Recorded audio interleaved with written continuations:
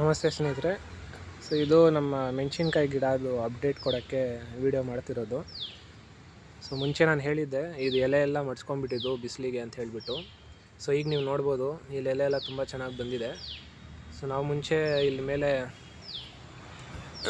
ಈ ಗ್ರಿಲ್ಸ್ ಥರ ಏನು ಹಾಕಿದ್ದೀವಿ, ಗ್ರಿಲ್ಸ್ ಅಂದರೆ ಇದು ಸಪೋರ್ಟ್ ಥರ, ಅದಕ್ಕೆ ಸೀರೆ ಹಾಕಿದ್ದೆ ಇದು ಬಿಸಿಲಿಗೆ ತಡಿಬೇಕಂತ ಹೇಳಿಬಿಟ್ಟು.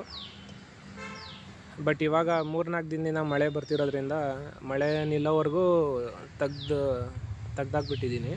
ಆಮೇಲೆ ಮತ್ತೆ ಹಾಕ್ತೀನಿ. ಆಮೇಲೆ ಇದು ಮುಂಚೆ ಆ ಕಡೆ ಇತ್ತು, ಅಲ್ಲಿ ಬಿಸಿಲು ಜಾಸ್ತಿ ಬೀಳ್ತಿತ್ತು. ಈ ಕಡೆ ಅಂದರೆ ಸ್ವಲ್ಪ ಈ